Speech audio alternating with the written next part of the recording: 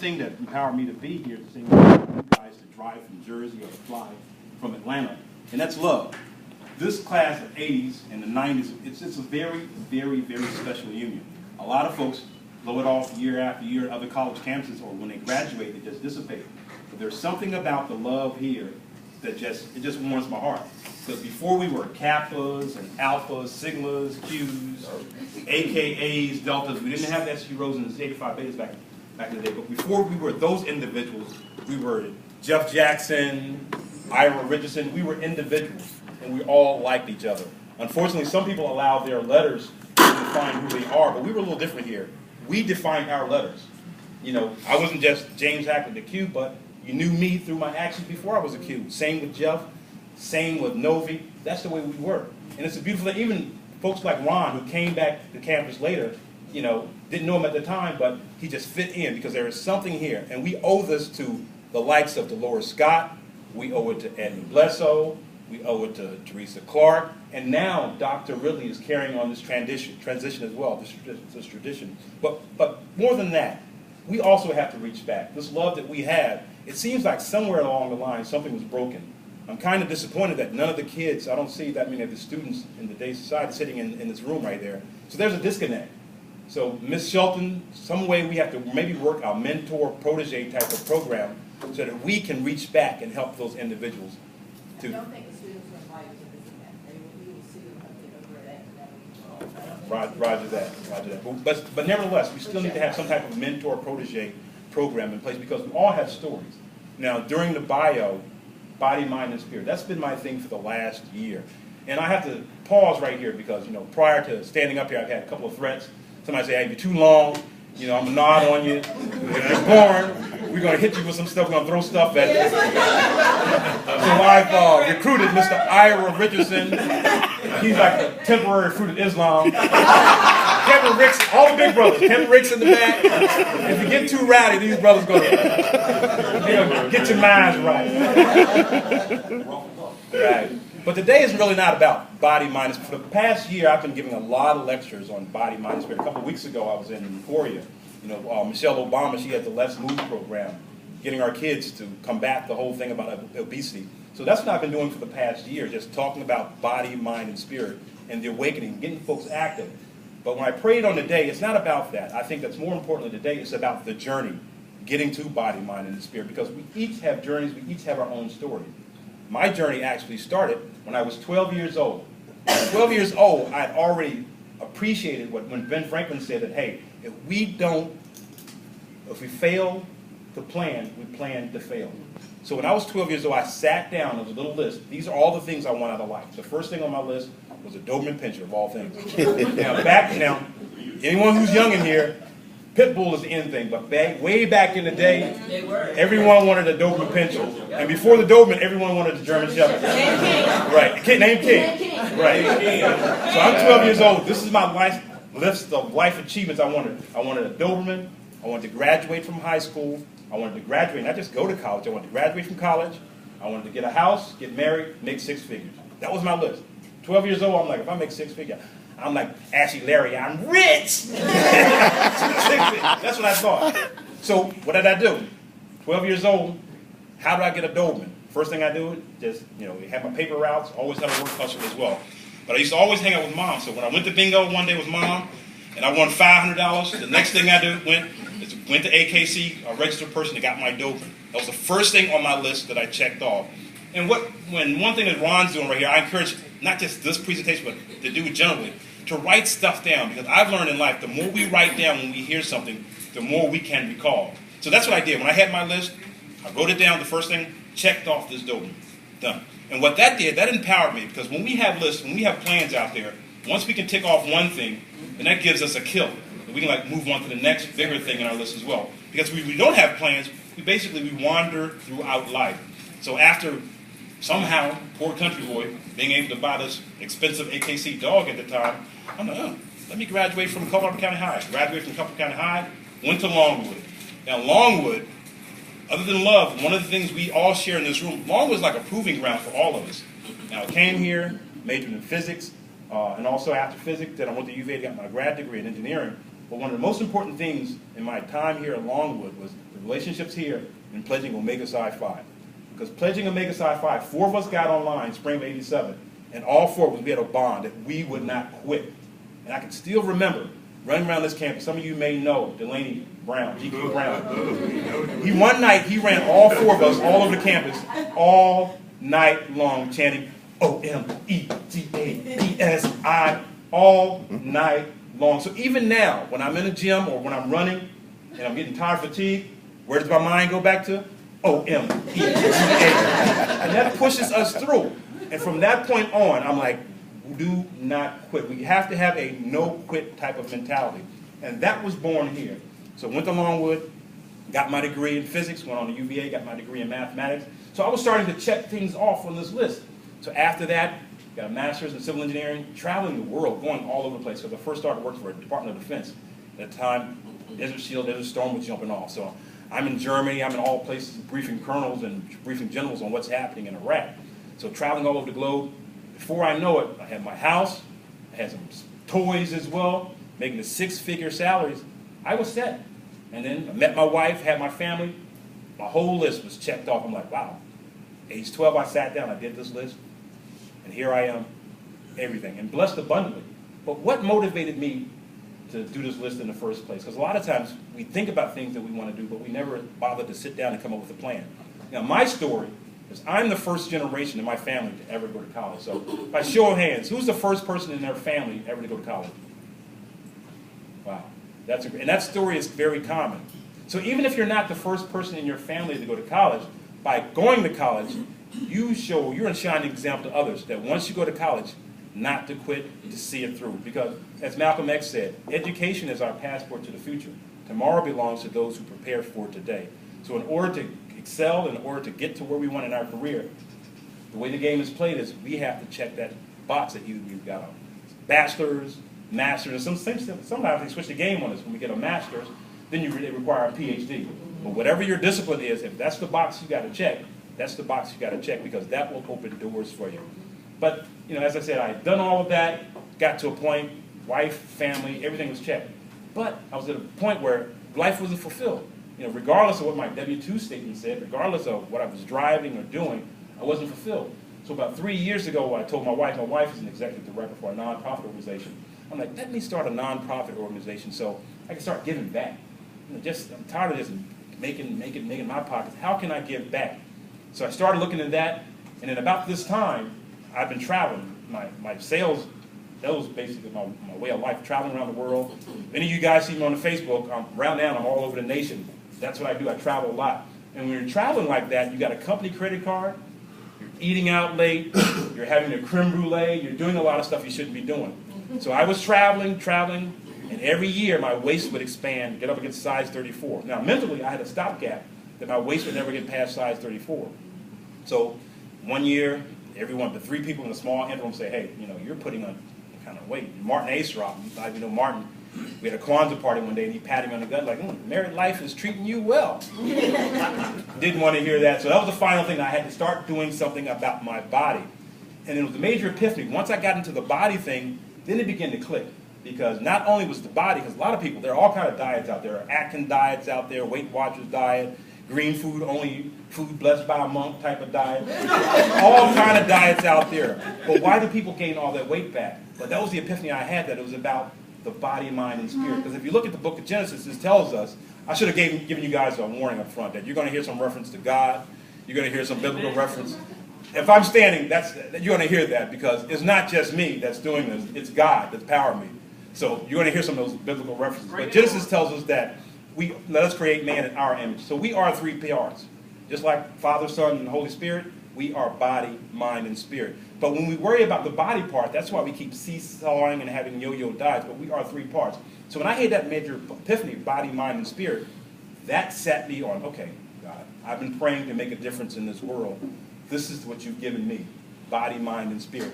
So that's what I've been doing for the last year, be it talking to kids at Operation Let's Move, via workshops or other speaking engagements, book signing. That's been my calling. So a little bit about Body, Mind, and Spirit book. What is it about? You guys have heard it in my introduction. I was able to shed 50 pounds of fat in 4 months, basically. Body, Mind, and Spirit. What I did is it's carved up into 3 sections.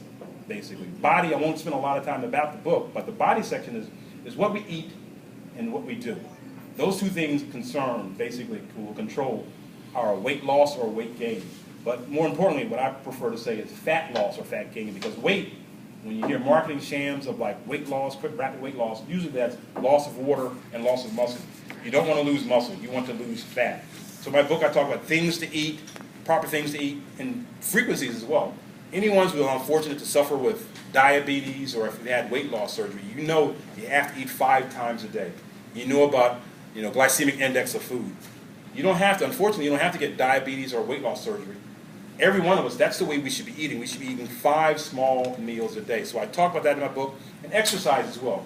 We have to exercise, we have to be active, because a lot of times in today's society, we have sedentary lifestyles. Gone are the days are we out there bailing, out there working on farms or doing outside work. A lot of us are in offices, we're doing computer types of things, so we're sitting at our desk, so we're not burning calories. So in the book I talk about activity, and that's the truth to the fountain of youth, because at age 20, there's a condition known as sarcopenia. That's when we begin to lose lean muscle mass. And when we lose that lean muscle mass, that's when we get 60 to 70 years old. We can't get ourselves around. That's why folks are in assisted living centers, not because of loss of mental faculties, because they've lost that lean muscle mass and they can no longer have the strength to take care of themselves. So I talk about that in the first chapter. The second chapter, the mind, quieting the mind. Once again, a scriptural reference is that as a man thinketh in his heart, so is he. So if you're having negative, selfish thoughts, that's going to dictate your actions as well. But a lot of times, we don't know that we're thinking that way. We eat the way we eat primarily, and we think the way we think primarily because that's the way our family thought, or that's the way our family ate, and that's the way our friends think and ate. So we're doing things unconsciously. So in the book, I talk about the subconscious mind and the unconscious mind. And the truth of the matter is that most of our thoughts and most of our actions, 90%, is unconscious thinking. So what we have to do is we have to basically retrain our unconscious thinking. We don't know why we want to eat all of this stuff, or we want to do these things, or when we're stressed, why we do certain things that are detrimental, but that's what we do. So in the book I talk about just reaffirmations and positive visualization, things to help retrain the unconscious mind. And then finally in the spirit.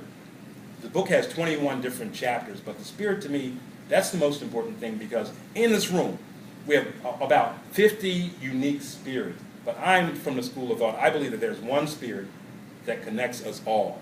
And if you're hearing what I'm saying, it's not that James Hackley is speaking, you understand that James Hackley's word. It's that one spirit that binds us all. That's the thing that we have to get in touch with. Because once we begin to listen to that spirit, then a lot of our thoughts and a lot of our actions begin to change. Because just think about it. A lot of times people are losing weight and doing all kinds of things. Why? For the vanity of man instead of the glory of God. And once we start to do things for the glory of God, certain things don't matter. We don't think about buying all the latest fashions and all of that stuff. That's just waste. We don't think about going to the buffet 6 and 7 times. We realize that that's gluttony, so we stop doing that. So I wanted to be brief, but that's a little idea about body, mind, and spirit. That's a little idea about my journey as well. And I encourage you all, if you never sat down, if you never did your own plan. I was 12 years old when I did my plan. And even right now, that I'm 47, I've sat down, I've done a plan for the rest of my life as well. Because without a plan, we wander. We wandered. Children of Israel wandered 40 years for an 11-day journey to get their minds right. So I encourage you, before you leave this place, get your plans right, get your plans, start to think about your plans even right now. Start, what do I want to do in life, and how am I going to make it happen? Because within this room right here, there are a lot of horsepower. We have PhDs in this room, we have professional people, we have millionaires in this room right here. We've got a lot of folks that you can reach out to. So, and also I encourage you to not only to reach out to them, but tell at least one person what you want to do. Accountability. Say what you want about, this is high political season, and I think we've all talked about on Facebook, you find out what's up with people. All kind of things. You're like, you think, what? You on that stuff. But say what you want about Barack Obama. One thing he put to the forefront of our minds is accountability and transparency. So accountability is absolutely huge. So if there's something you want to do, I challenge you to tell one person in this room before you leave, that's one thing that I want to do, and hold me accountable. If you want to lose a certain X pounds, tell one person, I want to lose X pounds. If you want to start your business, it doesn't have to be well thought out, you don't have to have a business plan. So tell one person, I'm going to start my business.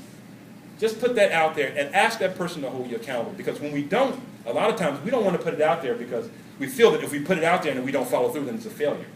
But just by putting it out there, we're held accountable. And the more people we tell, the more accountable we are. So in closing, because nothing has been thrown at me yet, and no one has fallen asleep. In closing, I want to leave you guys with this, that we each have our own life stories. And I encourage you all to make your life story a bestseller. Thank you very much. Any questions? Yes, Ms. Shaw. You raised some very, very good points, and you have brought me something that we're trying to do, and I really can use your help. Yes, ma'am. We are creating a different senior week plan, and our current students come in with new Lancer days, the best 4 days, the first 4 days, the best 4 years of your life.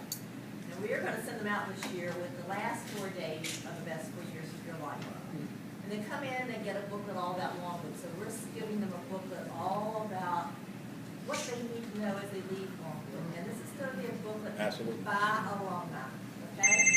Such as you. We're asking you and all of you in the room to send us what you wish you had known when you walked out this door. And you've got a great message, and I hope you will do a second in their course. And I hope all of you will send us something to put in that book of what you wish you had known that you did not know when you walked out this door.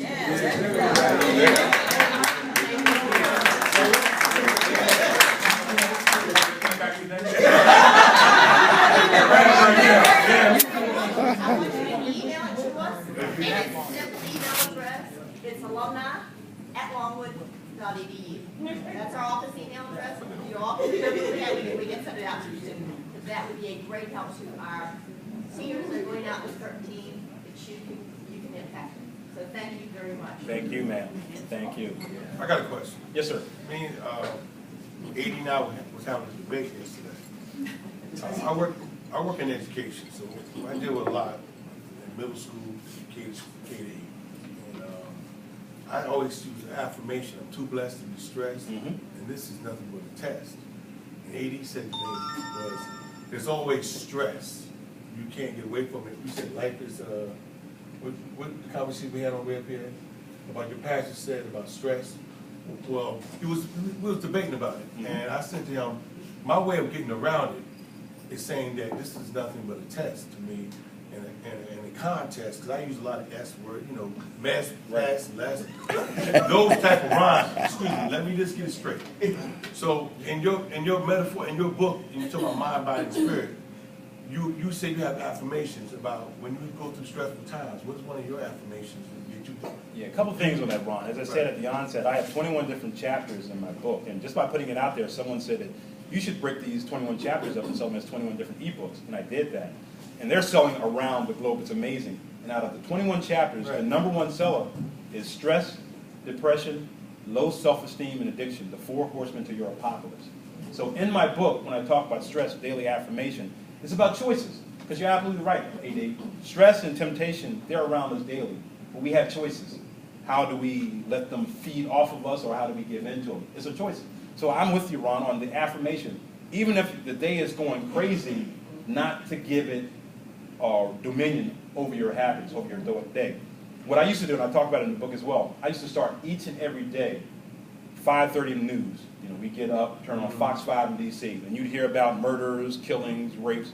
And what that was doing, that was coloring our subconscious the whole day. As soon as you leave the house, you're already in a funky mood, and you don't know why. So now, when I wake up in the morning, it may be Joyce Meyer or my man Creflo or just some calming music in the morning. And that's the metronome throughout the day. So when that stress happens, I'm not thinking about the 5:30 news report. I'm thinking about the peace and joy that I started my day with. So those are choices that we make. And the more we begin to do it, the easier it becomes. I talk about meditation in the book. The most difficult thing about meditation is just not stopping. Because when you sit there and try to sit there about 15 minutes, just stilling your mind, it seems like an eternity. You know, have you guys seen the movie Eat, Pray, Love? When she was sitting there trying to get her meditation on, she thought she was sitting there like 24 hours. And it was just a minute. And it seems like an eternity when you're trying to still your mind, because we've been conditioned to be chaotic. Stillness and peace, we find that as foreign.